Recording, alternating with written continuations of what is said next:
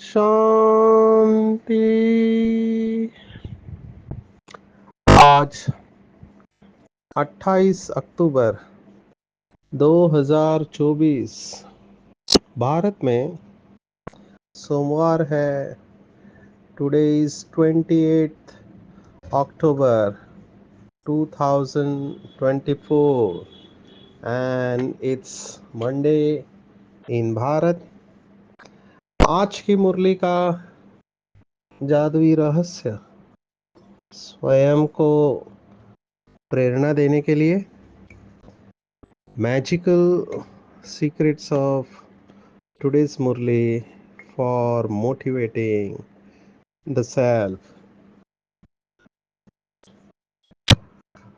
आज की साकार मुरली में इम्पोर्टेंट शब्द है जिसके ऊपर हम चिंतन करेंगे। वो शब्द है वानप्रस्थी। और इसके साथ जो शब्द बाबा ने कहा है, बहनों को कहा है वनवाह में या वनवास में, तो वनवाह, वनवास और वानप्रस्थी, इन तीनों को हम साथ में देखने वाले हैं। दूसरा शब्द बाबा ने कहा है, बाबा के शब्दों के ऊपर चिंतन करना चाहिए, क्योंकि बाबा जब ऐसे शब्द मुरली में देते हैं तो हमारे लिए वो इशारा होता है। बाबा ने कहा, देखो बाबा गृहस्थी वालों के लिए कह रहा है और इनडायरेक्टली हम सबको कह रहा है कि किसी को तंग नहीं करना चाहिए।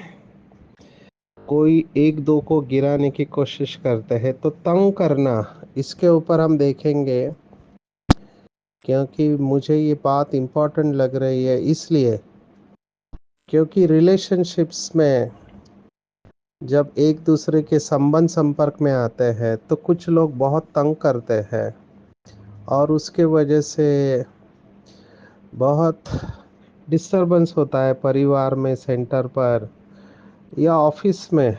तो इसकी गहराई में हम जाने की कोशिश करेंगे। बाबा ने बहुत विचित्र शब्द इस्तेमाल किया है। एक मनुष्य मनुष्य को फांसी पर चढ़ाते हैं। बाबा ने कहा बाप के याद की मीठी फांसी है। तो बाबा की याद प्रकार की एक प्रकार की फांसी है। फांसी क्यों कहा वो हम देखने वाले हैं। फिर बाबा ने ड्रामा को याद किया है कि ये टेप घड़ी आदि जो कुछ भी आप देखते हो ये फिर होगा, माना ड्रामा रिपीट होगा।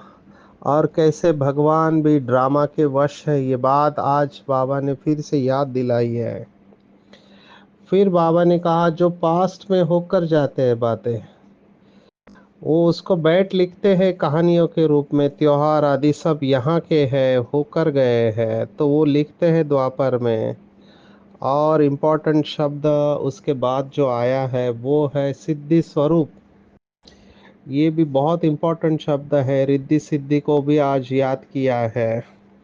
और बाबा हमेशा विधि से सिद्धि की बात करता है। आज इसी बात को बाबा ने कौन से एंगल से बताया है हम ये देखने वाले हैं। और बाबा के दूसरा शब्द है, लास्ट शब्द, अमानत। अमानत और खयानत, ये दो शब्द हैं। तो अमानत में खयानत नहीं करना चाहिए, किसी और की चीज़ को अपनी समझ के यूज़ नहीं करना चाहिए। ये आज की पूरी मुरली है। बेसिक बात।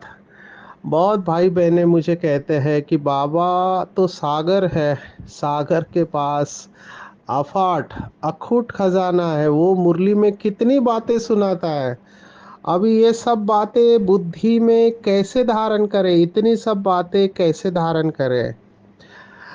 और इसमें से सब बातें हमारे ध्यान में नहीं रहती, तो एक ऐसा पुरुषार्थ बताओ जिसमें सब कुछ आ जाता है।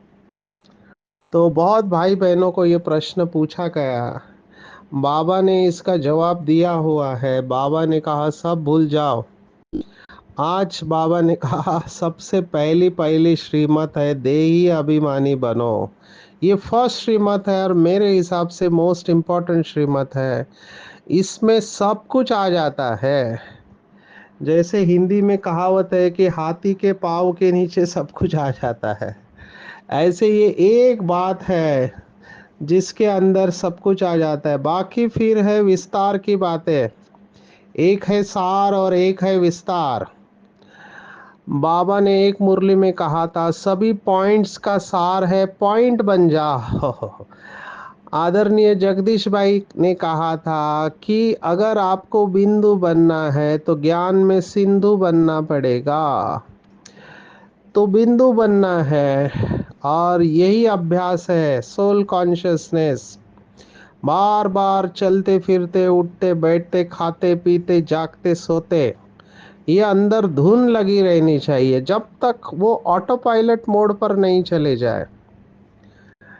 ऑटो पायलट माना संस्कार ऑटोमेटिक काम करता है। जो बाबा के कई बच्चे कहते हम चाहते नहीं है हो जाता है, इसका मतलब वो ऑटो पायलट मोड पर है, उस समय सोचना भी नहीं पड़ता है।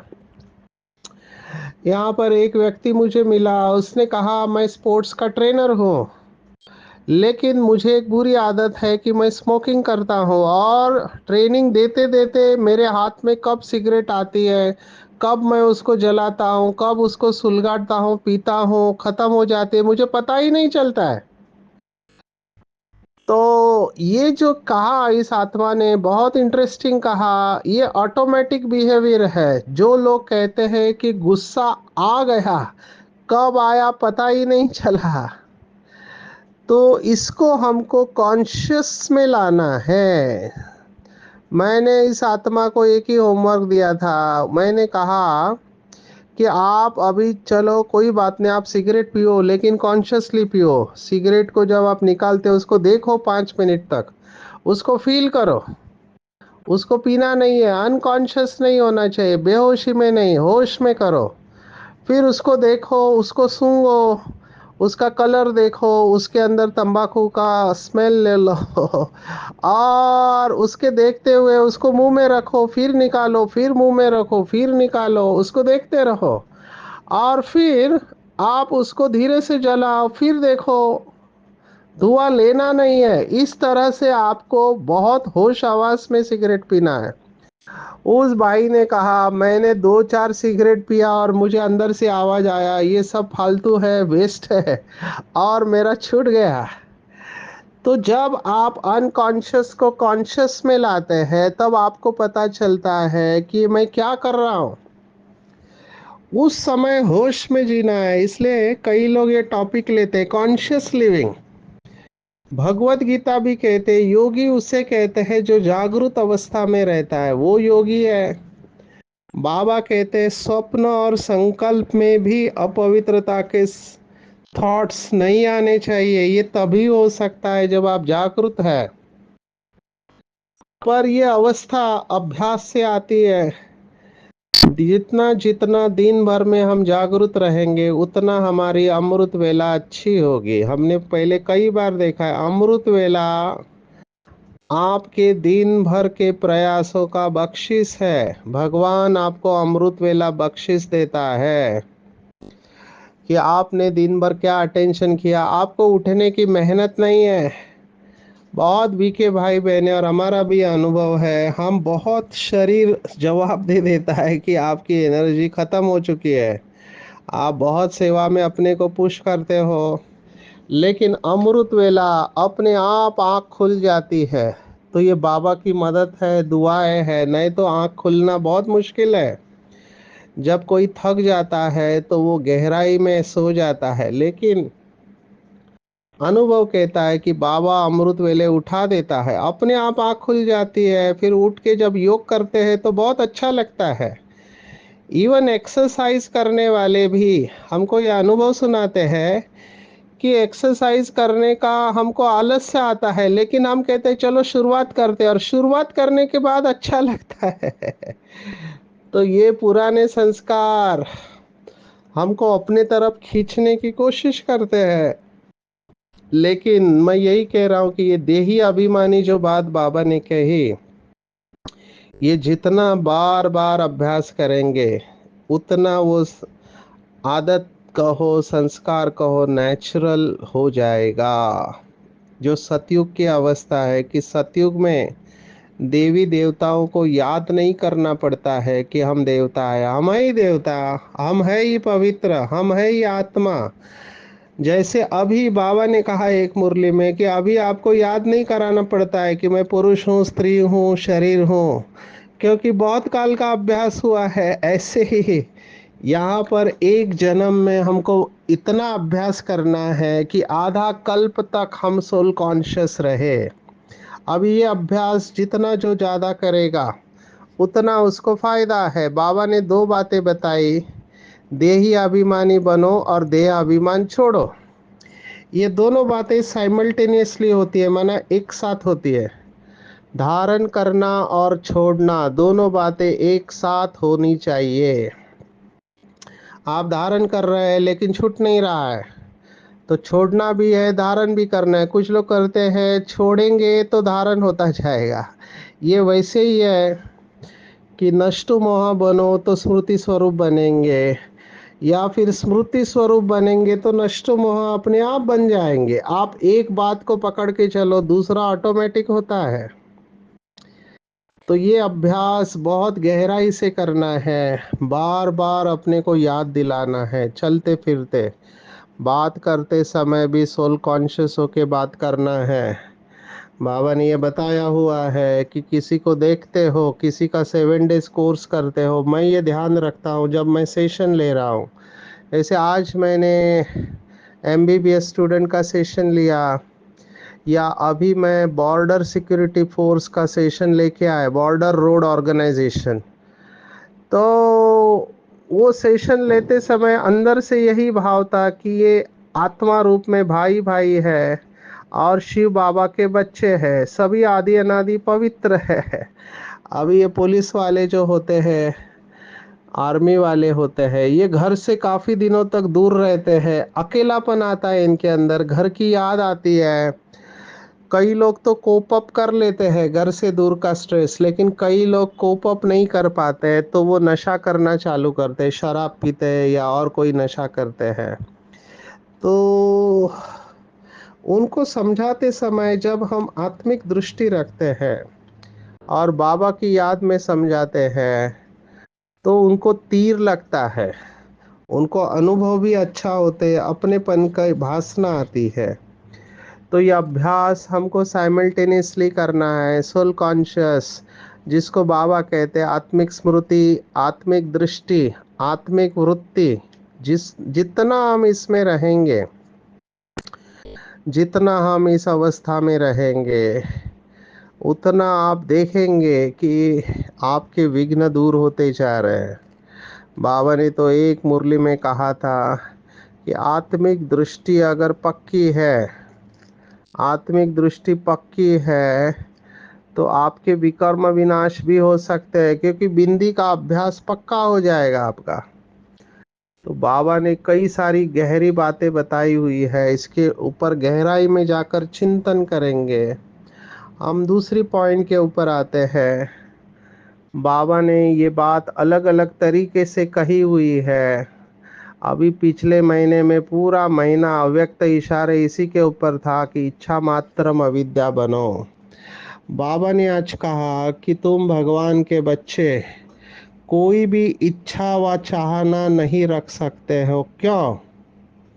तुम्हें कुछ भी नहीं चाहिए, तुम बिल्कुल बेघर हो। ये क्यों कह रहा है बाबा? तो बाबा ने स्पष्टीकरण दिया है, जैसे वो वानप्रस्थी होते हैं, तो वानप्रस्थी होते हैं तो सब कुछ छोड़ के अपने बच्चों को देके वो जंगल में चले जाते हैं, और उनकी एक ही इच्छा होती है कि परमात्मा की याद में रहे। जैसे भारत में कई लोग मथुरा, वृंदावन या काशी में चले जाते हैं और उधर ही भगवान की याद में शरीर छोड़ देते हैं। तो ये पहले प्रथा थी, अभी तो बूढ़ा होने के बाद भी घर छोड़ते नहीं हैं। अभी का समय थोड़ा अलग है। अभी तो वृद्धाश्रम हो गए हैं बहुत सारे, और बहुत जगह पे भीड़ है, जाएंगे कहाँ। तो अभी लोग प्रैक्टिकल सोचते हैं, घर में ही रहना है। बहुत सारे जो पढ़े लिखे लोग हैं वो अपना प्लानिंग करते हैं, जिनकी फाइनेंशियल कंडीशन अच्छा है, आर्थिक परिस्थिति, वो पति पत्नी अलग रहते हैं, बच्चों को अलग रखते हैं। जिनके पास ये सब सुविधा नहीं है वो जॉइंट फैमिली में रहते हैं, लेकिन जब बीमार पड़ते हैं, अभी घर में क्या करे, सीनियर सिटीजन है, उनको संभालना भी मुश्किल हो जाता है। कई बार बीमारी ऐसे है, पैरालिसिस है, तो उनको नर्सिंग होम में रखते हैं या ओल्ड एज होम में रखना पड़ता है। तो ये सब चैलेंजेस है। तो वानप्रस्थी अवस्था में कैसे रहते होंगे, मैं ये सोच रहा था कि पहले के ज़माने में लोग कैसे जंगल में जाते होंगे, या अभी ये जब जो भी आश्रम है वहाँ पर ये जो जाते हैं वानप्रस्थी, वो कैसे रहते हैं, उनको कौन देखता है, उनको खाना पीना उनकी सेवा कौन करता है। तो हमने तो ये देखा नहीं है वानप्रस्थी आश्रम, लेकिन जिन्होंने देखा है वो बता सकते हैं। लेकिन भाव ये है, बाबा ने कई बार मुरली में कहा है, अभी ज़रूरी नहीं कि आप छोटे बच्चे हो, जवान हो तो आप लंबा जियोगे, नहीं। अकाली मृत्यु की सीज़न है, किसी का भी शरीर कभी भी छूट सकता है। और बाबा ने कहा है कि अभी सबकी वानप्रस्थ अवस्था है। तो जो कुछ भी आंखों से दिखाई देता है वो सब विनाश होना है। ये बहुत अच्छा अभ्यास है, इससे हमारी बुद्धि डिटैच हो जाती है। बाबा को पता है कि अगर बच्चे बातों से प्रभावित हो गए, जो कुछ भी दिखाई देता है उन बातों से प्रभावित हो गए, तो फिर अटैचमेंट डेवलप हो जाएगी, मोह हो जाएगा, देह अभिमान में आ जाएंगे। आज बाबा ने जो उदाहरण दिया है वो उदाहरण है कि अगर ऐसी कोई ऊंची चीज पहनेंगे तो खींचेगी, फिर देह अभिमान में फंसते रहेंगे। अभी पहनने की बात बाबा ने की है। देखो, बाबा ने हमको सफ़ेद ड्रेस क्यों दिया, क्योंकि और कोई चॉइस नहीं रहे कलर वाले कपड़ों में। हमारे एक भाई ने बहुत अच्छा उदाहरण सुनाया। बूढ़ी माता है, 75 ईयर उम्र है, एक ही बेटा है। बेटे ने सोचा माँ का बर्थडे है तो माता जी के लिए साड़ी लेकर आए। बहुत ढूंढने के बाद उन्होंने एक अच्छा कलर चूज़ किया, और माता जी को बहुत प्यार से, जो बूढ़ी माता है, उसके लिए साड़ी लाए। तो उस माता जी ने कहा, ये कलर क्यों लाया, ये कलर मेरे पास पहले से ही था। तो वहाँ पर एक भाई बैठे थे, उन्होंने कहा, माता जी इस उम्र में आपके सब कलर पहन के हो गए हैं, अभी केवल एक ही कलर आना बाकी है, सफ़ेद कलर। आप तैयार रहो। ये पहनने का शौक होता है कुछ लोगों को, कि कड़क वस्त्र में होने चाहिए। अभी नथिंग रॉन्ग, बाबा ने इसके अगेंस्ट में नहीं कहा है। बाबा ने तो दोनों तरफ से बातें की है। एक मुरली में बाबा ने कहा, किसी को राखी बांधने जाते हो तो अच्छे कपड़े पहन कर जाओ, नहीं तो लोग समझते हैं ये लोग पैसे मांगने के लिए आए हैं।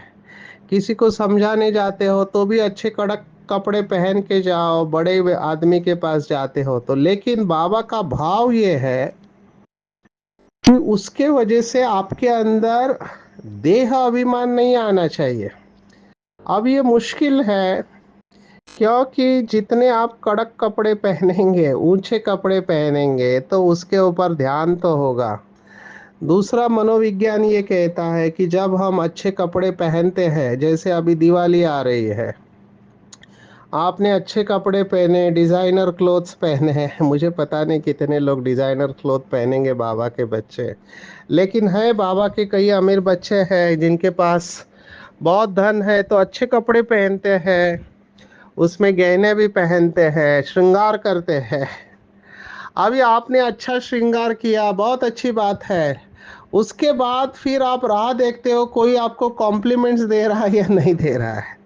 आपने इतने अच्छे कपड़े पहने लेकिन कोई ने कॉम्प्लीमेंट्स नहीं दिया, तो भी फील होता है, और बार बार अपने कपड़े को देखते रहते हैं। तो इससे क्या होता है कि देह अभिमान आने का चांस होता है।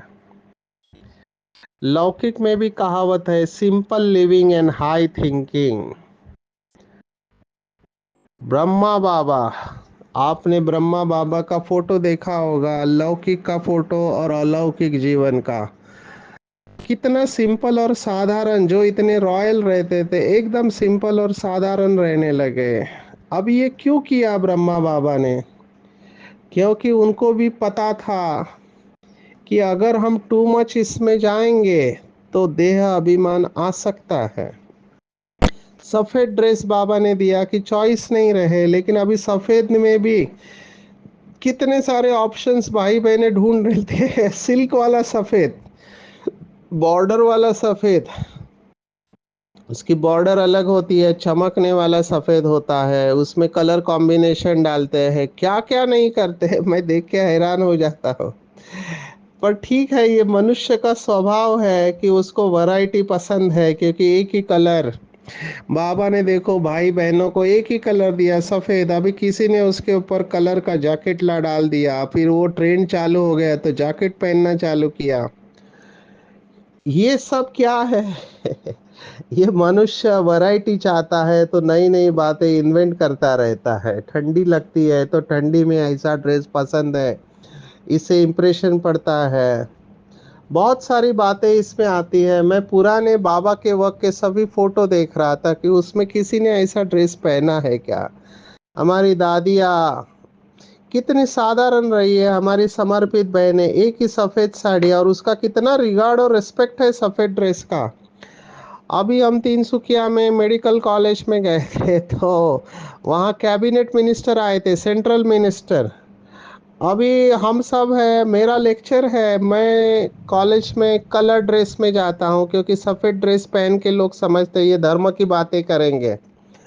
लेकिन हमारे साथ बहनें थी तो वो पहला नमस्कार बहनों को करते हैं। हर जगह पे सफ़ेद साड़ी का रेस्पेक्ट और रिगार्ड है, ये हमारे सफ़ेद ड्रेस का कमाल है। तो कहने का भाव ये है, ये सब राम कहानी कहने के पीछे भाव ये है कि जितना हो सके सिंपल ड्रेस पहनना चाहिए। क्योंकि आपने बहुत महंगा कपड़ा पहना और आपका संस्कार अच्छा नहीं है तो उसका गलत इफेक्ट पड़ता है। उल्टा आपके ड्रेस बहुत सिंपल है पर संस्कार में रॉयल्टी है, दिव्यता है, तो उसका ज़्यादा प्रभाव पड़ेगा। बाबा ने कहा इसमें ही मेहनत है।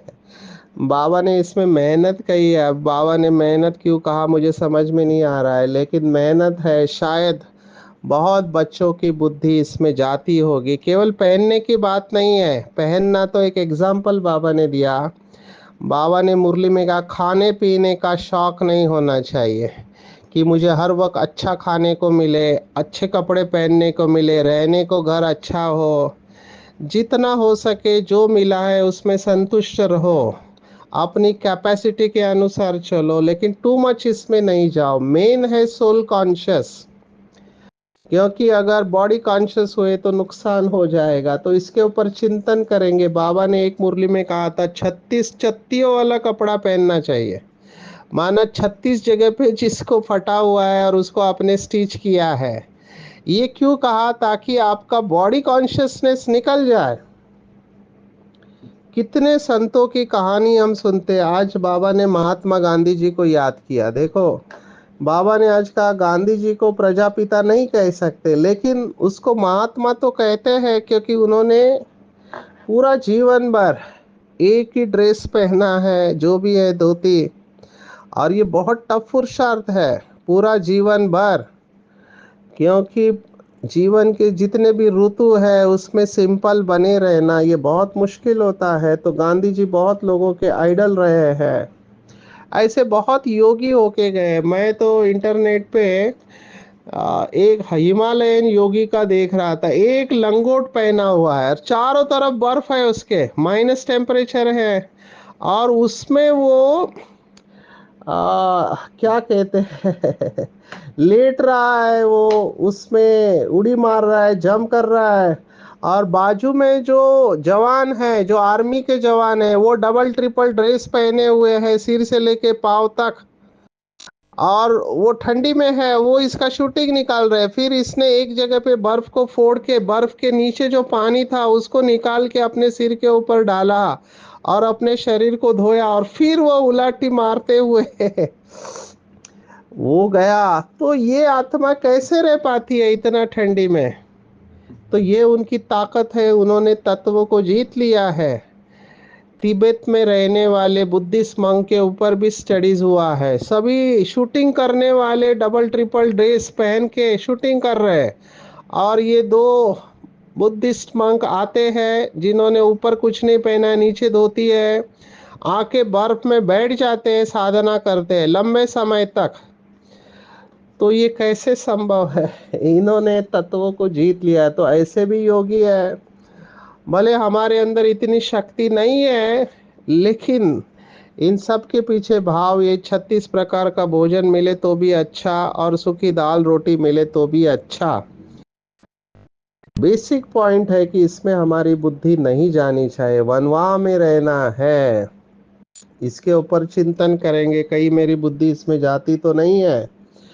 बाबा ने कहा, मनुष्य मनुष्य को फांसी पर चढ़ाते, बाप की याद भी मीठी फांसी है। अभी फांसी में चढ़ने के बाद मर जाते हैं, ऐसे ही जब हम शिव बाबा की याद में रहते हैं तो पुरानी दुनिया पुराने संस्कारों से मर जाते हैं। इसलिए ये मीठी फांसी है, क्योंकि रावण के बंधन से मुक्त हो जाते हैं। विशेष बात आज बाबा ने परिवार वालों के लिए कहा कि स्त्री को पूछो तो पति के अंदर क्या कमियां है वो बताएंगे, और पति को पूछो तो स्त्री के बारे में बताएंगे। घर वाले घर वाले एक दूसरे की कमी कमजोरियों को जानते हैं, सेंटर वाले भी जानते हैं किसी फलाने भाई या बहन में क्या संस्कार है, क्योंकि साथ में रहते हैं तो जानते हैं, दूसरे नहीं जानते हैं। इसमें भाव बाबा का ये था, एक दूसरे को तंग नहीं करना है। कई लोग एक दूसरे को गिराने की कोशिश करते हैं, ये आसुरी संस्कार बाबा ने कहा।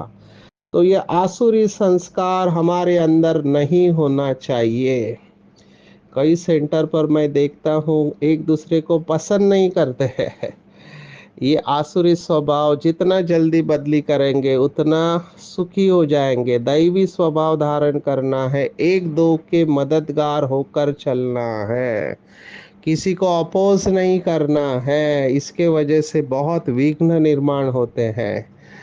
ये दुख देना हुआ, भगवान के बच्चे किसी को दुख दे नहीं सकते हैं। विशेष आज बाबा ने कहा सिद्धि स्वरूप बनना है। अभी दुनिया में लोग मंत्र पढ़ते हैं, देवियों की साधना करते हैं, ये शक्तियों से ही सब सिद्धियां लेते हैं। पर उनके पास कौन सी शक्ति होती है? सिद्धि तो धन की सिद्धि होती है, बुद्धि की, संबंध संपर्क, किसी का बहुत बड़ा पॉलिटिकल कांटेक्ट होता है, किसी के पास बहुत धन होता है। किसी ने मुझे कहा इस समय का विश्व महाराजन अंबानी है, अडानी है, ये विश्व महाराजन है, एलान मस्क है, ये विश्व के ऊपर राज्य करते हैं, क्योंकि यही सब पॉलिसी डिसाइड करते हैं, ये पूरे विश्व को कंट्रोल करते हैं। अभी का टॉपिक नहीं है, नहीं तो मैं आपको बता देता कि ये लोग कैसे विश्व को कंट्रोल करते हैं। इनके पास बहुत सटल स्ट्रेटजीज है कि ये पूरे विश्व को चला रहे हैं, हमको पता भी नहीं चलता, हम इनके हाथ के प्यादे हैं। पर ये बहुत सटल सब्जेक्ट है, मैं यहाँ पर इसको टच नहीं कर रहा हूँ। मैं ये कह रहा हूँ इनके पास ताकत है, धन की, बुद्धि की, संबंध संपर्क की। तो जब भी कोई पेपर आता है तो वो सोचते कौन सी बड़ी बात है, उनको डर नहीं लगता है, वो शक्ति के आधार से सिद्धि प्राप्त करते हैं। लेकिन हम बाबा के बच्चे, विधि से सिद्धि है। क्या सिद्धि है हमारे पास? तो अविनाशी धन है, वो धन तो खत्म हो जाएगा। हमारे पास बुद्धि की शक्ति है, पोजीशन की शक्ति है, सर्व शक्तियां है। सिर्फ समय पर इसको इमर्ज रूप में अनुभव करेंगे तो विधि द्वारा सिद्धि प्राप्त कर सिद्धि स्वरूप बन जाएंगे। तो समय पर बाबा के ये सब पॉइंट, ज्ञान गुण शक्तियाँ याद आएंगे तो परिस्थिति में हमारी विजय होगी। जैसे कल कहा था, डबल भाग्य है, प्रत्यक्ष फल और भविष्य। तो ये अनुभव करना है। हमारे अंदर जबरदस्त शक्तियां हैं, जितना इसका चिंतन करके खुद में अनुभव करेंगे उतनी हमारी विजय होगी। और सब कुछ हमने बाबा को दिया है, ये तन मन धन समय श्वास संकल्प सब बाबा का है। जब मन ही बाबा का हो गया तो बाकी क्या रहा। तो उसको श्रेष्ठ अमानत समझकर श्रेष्ठ कार्यों में लगाना है, साक्षी होकर ड्रामा में हर एक का पार्ट देखना है। आज की पूरी मुरली में टेक होम अगर आप मुझे पूछते हो तो मैं कहूँगा, पहली पहली श्रीमत है सदगुरु की, देही अभिमानी बनो। चलते फिरते उठते बैठते खाते पीते जागते सोते इसका अभ्यास करना है। मैं आत्मा, सामने वाला आत्मा आदि अनादि पवित्र है। कोई भी इच्छा नहीं है मेरी, मेरे को कुछ भी नहीं चाहिए। जो कुछ भी आंखों से दिखाई देता है, व्यक्ति और वस्तु सब खत्म होने वाले हैं। तो वानप्रस्थी है हम, बिल्कुल बेगर बनना है, बेगर टू प्रिंस बनना है। एक दो को मददगार बनना है, दैवी स्वभाव, किसी को तंग नहीं करना है, किसी को तंग नहीं करना है, किसी में भी बुद्धि जाए नहीं। स्वयं में सर्व शक्तियों को इमर्ज करना है और हर परिस्थिति में सिद्धि का अनुभव करना है। मन को प्रभु की अमानत समझकर सदा उसे श्रेष्ठ कार्य में लगाना है। अच्छा, ओम